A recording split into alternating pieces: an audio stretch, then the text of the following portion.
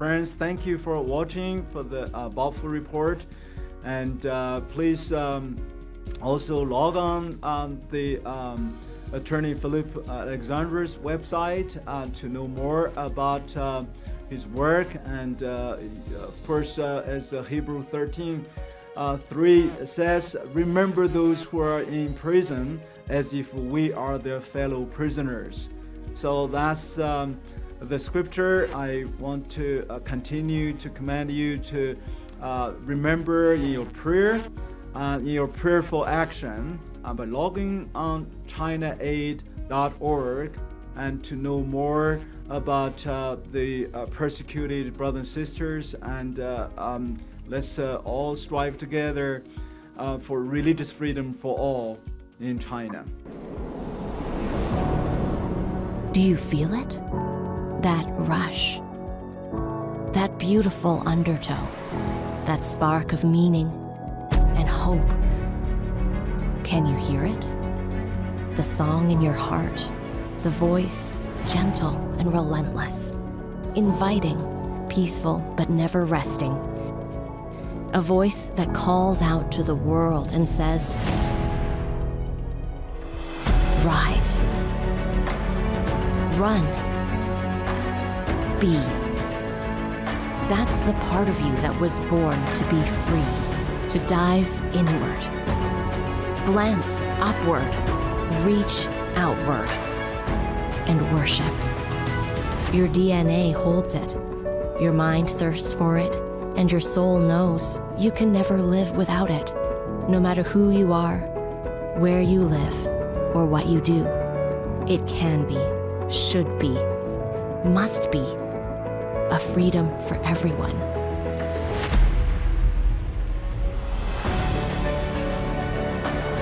China Aid, religious freedom for all. Friends, welcome back to the Balfour Report.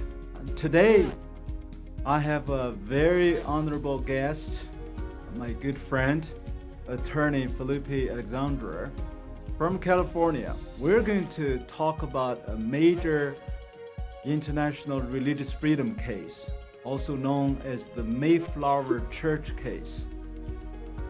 Basically, the Mayflower Church, they were one of the most heavily persecuted Chinese house church, associated with the early Ren Covenant Church.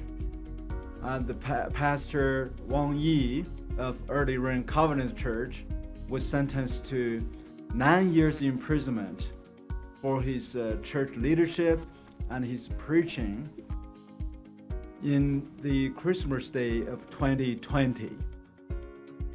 So the Mayflower Church is part of that church movement based in Shenzhen, right next to Hong Kong. And they had been heavily persecuted after the major crackdown against the early Ren Covenant Church. Pastor Pan Yongguang was the founder and the senior pastor of that church. And then all the church members had been under intensive persecution. We're talking about the government declared them as illegal, and the church members were being picked up, interrogated, threatened, and even their family members. And Pastor Pan himself had been arrested and detained a number of times.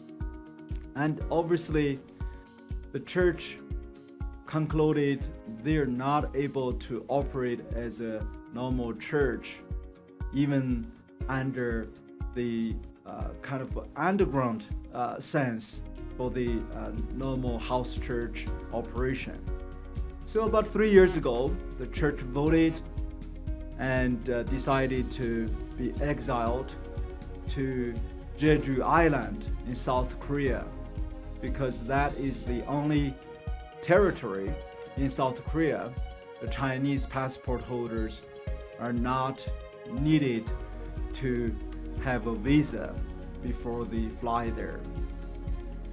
And so they applied for asylum, to the South Korean government initially, and from the immigration to the court, one after another, the South Korean government, administration, and judicial system denied their asylum request again and again and again.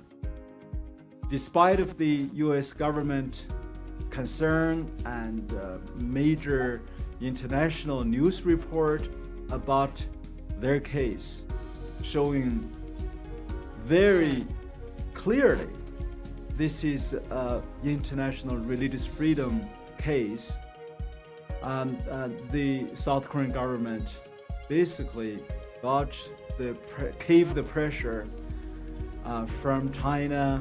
Of course, the kind of asylum rate from the Chinese applicants in South Korea has been very low. Basically, it's under 1% of the over the years.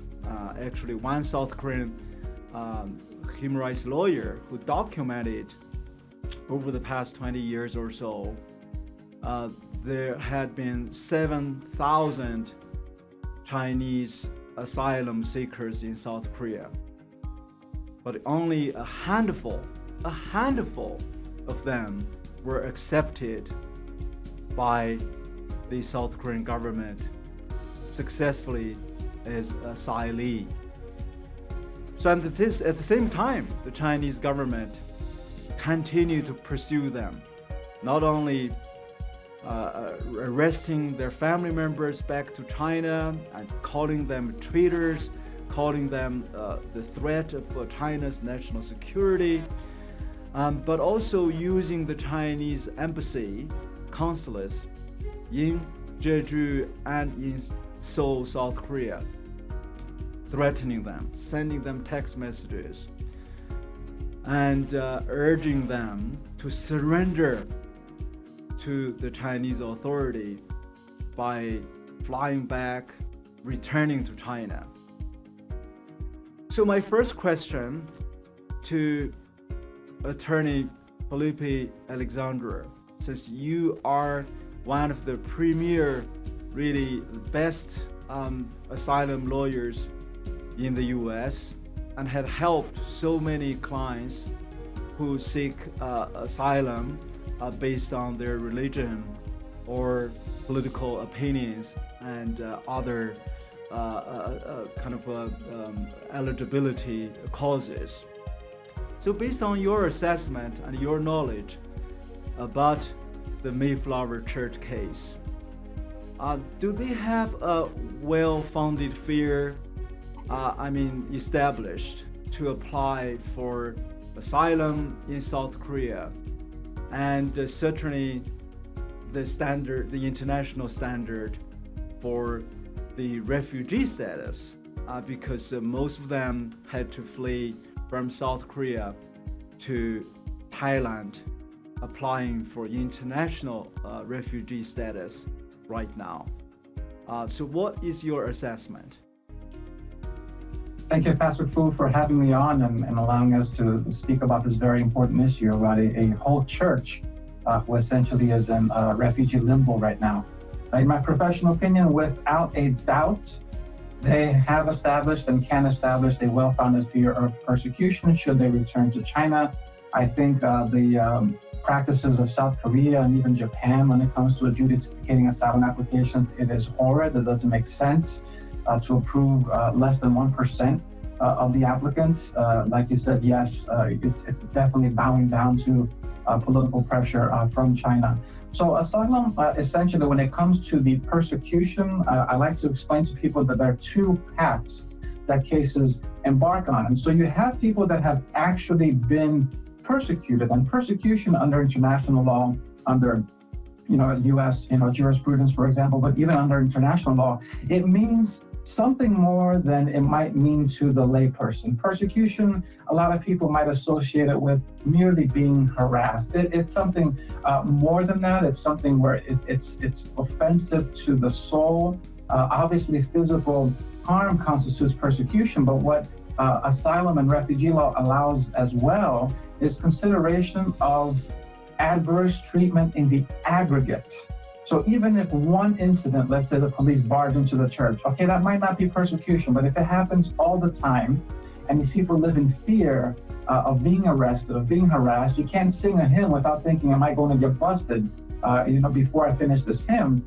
That in the aggregate can be a form of persecution.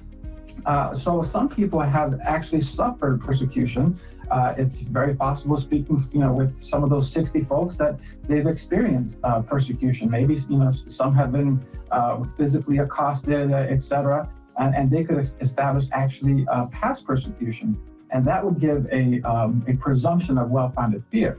Now, even if the government or the adjudicator, whoever's adjudicating the asylum case, finds, okay, they've been harassed, but this applicant does not prove that they've necessarily been persecuted, then you go to the well-founded fear of persecution route. And at least in the US, our Supreme Court has held that all you have to prove is a 10% chance of being persecuted in the future. So it's not an overwhelming chance. It's a reasonable possibility that you're going to be persecuted on account of a protected ground. In this case, it's religion. And we can also argue it's political opinion, because if you continue to worship in the way that's inconsistent with the recent religious regulations in China, that is it's definitely a form of political opinion or opposition to what the regime wants you to do. If you go to South Korea and you apply for asylum and everybody knows you did it, and now, so that increases your chance. That is a form of political opinion and manifestation. The whole world is watching. Now, all of a sudden, the Chinese Communist Party, they have lost face because the whole world now knows that a whole church escaped and applied for asylum. So all of this contributes to the well-founded fear of persecution. And then you go actually to the individual cases and speaking to the individual people. They've been carrying on their lives and living, and even though they're in refugee limbo, I'm sure many of them have cell phones and they document things, and I'm sure they're still worshiping and they post things online. That continues to add to the well-founded fear, concern for them, because every time you post something, even if it's not openly critical, even if you're not saying, I think Xi Jinping's government is repressive, okay, that would clearly be a political opinion that you could be jailed for. But even if you're posting things about, we had a nice service today, look at the scripture that Pastor Pan shared with us today, right? That is a form of proselytizing, and the Chinese government hates that. So in this case, we've handled many well-founded fear of persecution cases. This would be a slam dunk. It should be a slam dunk, well-founded fear case. And obviously you go into every single case and you document it, but it's acceptable. That's very good. Well said. Thank you, Felipe. I think you nail it on the case level.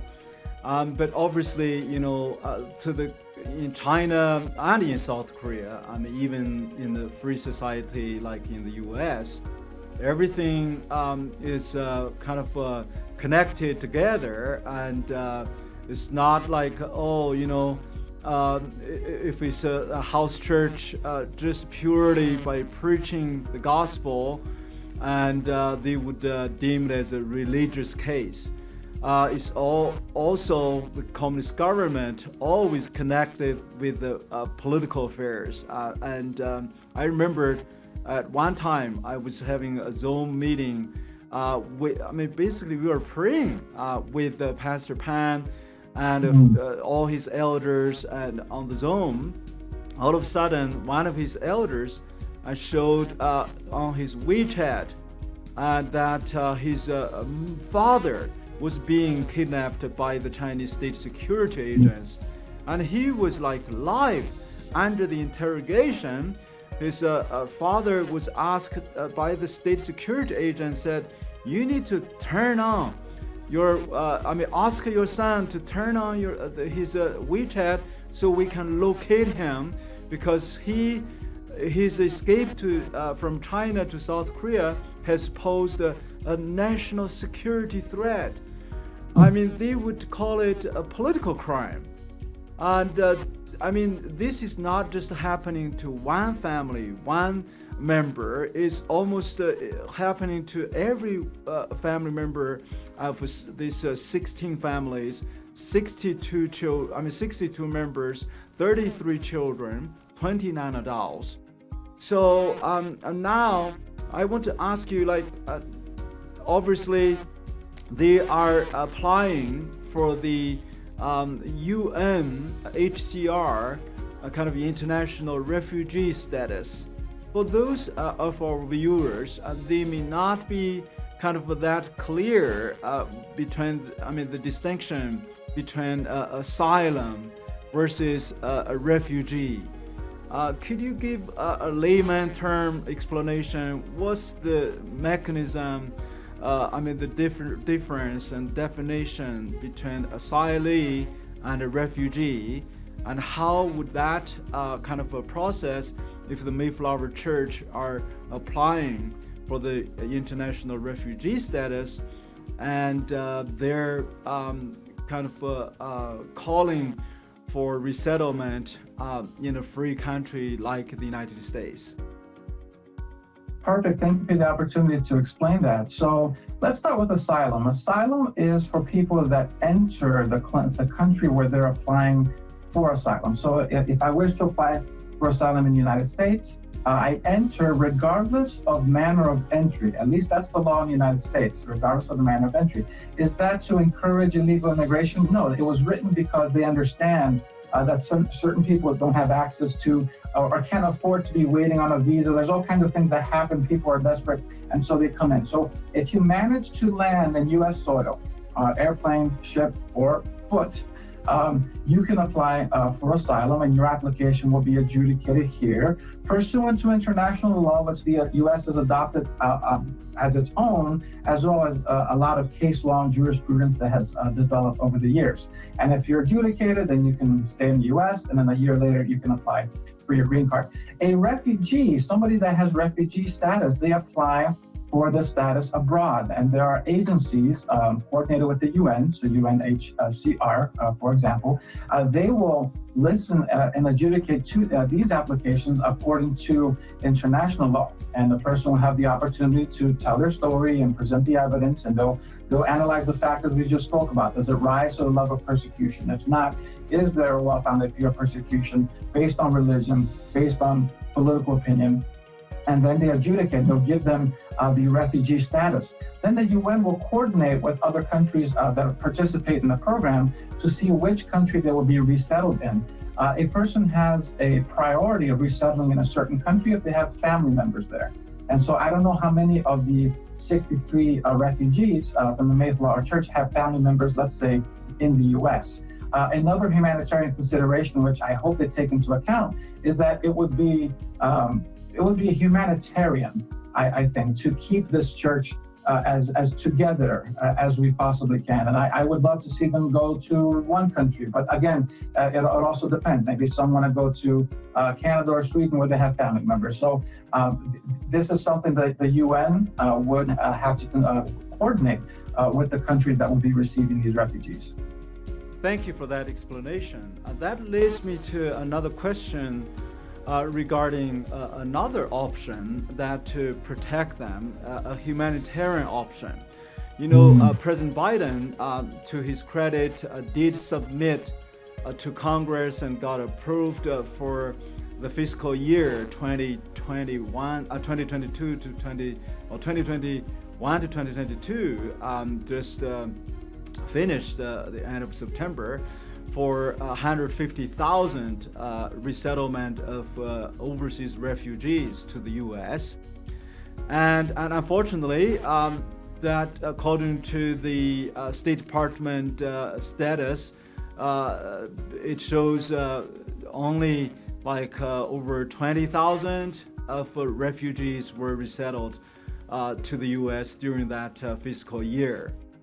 And but reporters also observed the Biden administration used this mechanism at the Homeland Security Department jurisdiction called the Humanitarian parole.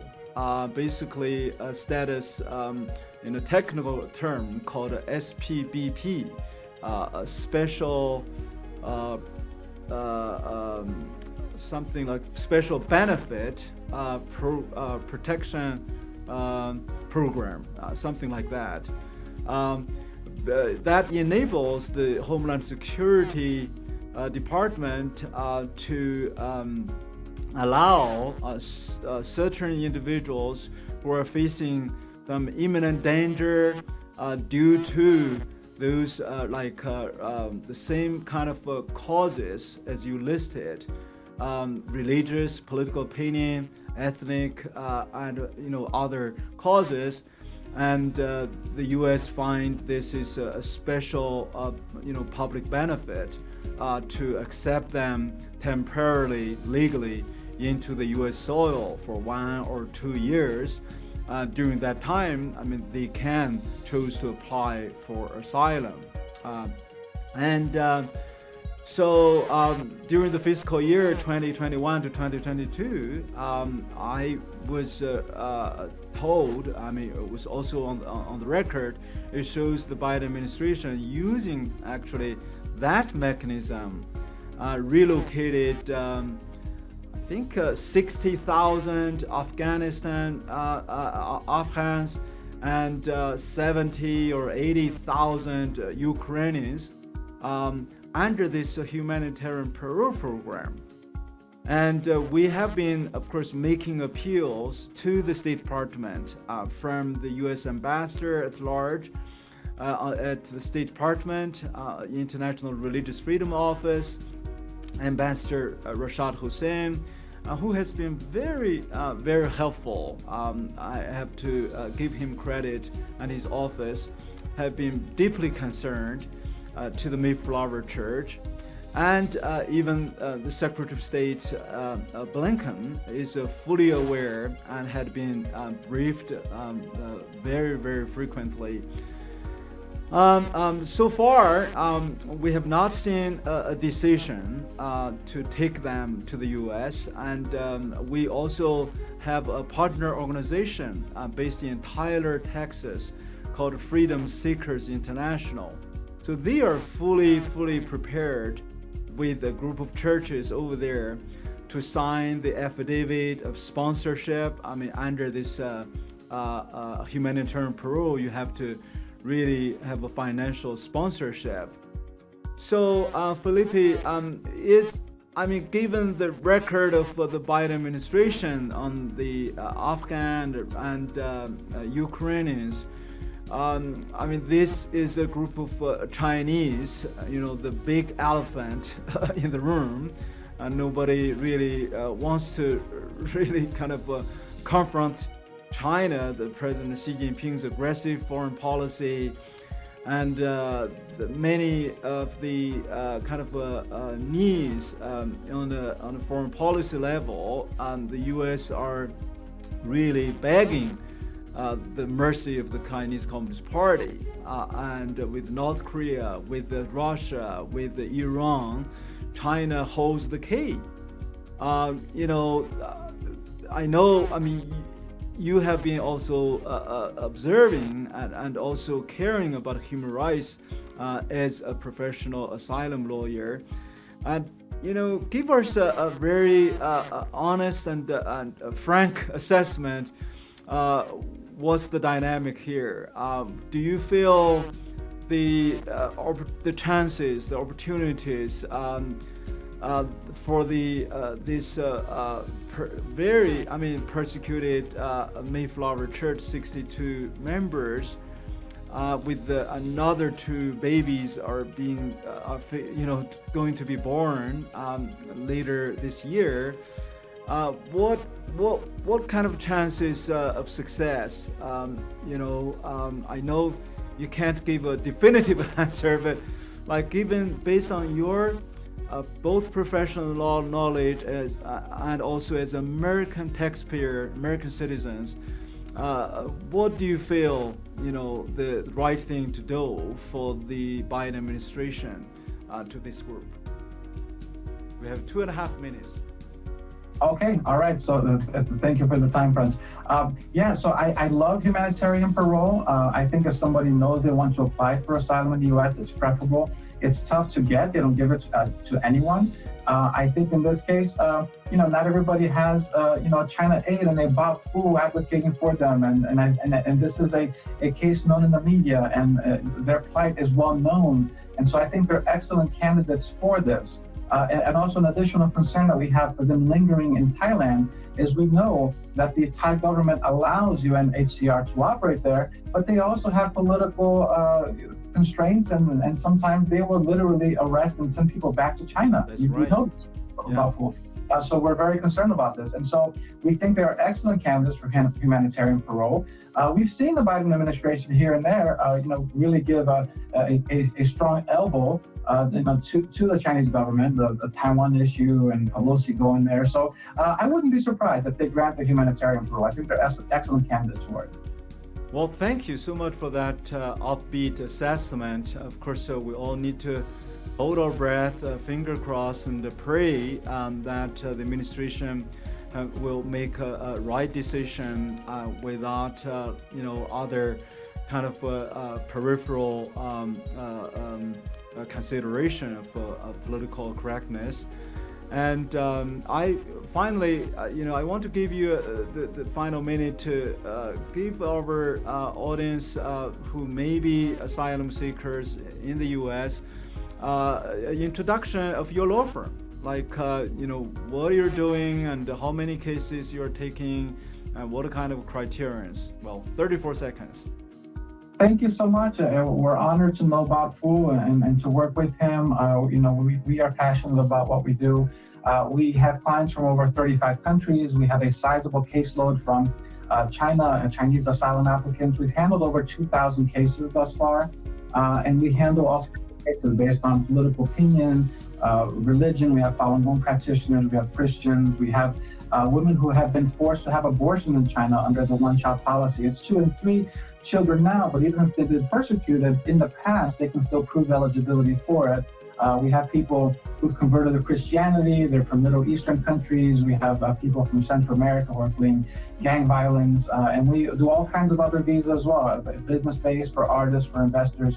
It's my goal to allow people to live that version of the American dream, regardless of where they come from or their financial status. So we keep up the fight, and it's a pleasure to work with these folks. Oh, thank you. Attorney Felipe Alexandre, you and your team are really a team, and very professional, compassionate, and I personally testified that the kind of the efficiency and really helping the people make a huge difference for many of those suffering, persecuted lives. So I give thanks to the Lord for you and for your team, and keep up the great work, and also stay tuned. We will bug you more as Xi Jinping intensified his persecution against all faiths of independent movement and of course dissidents.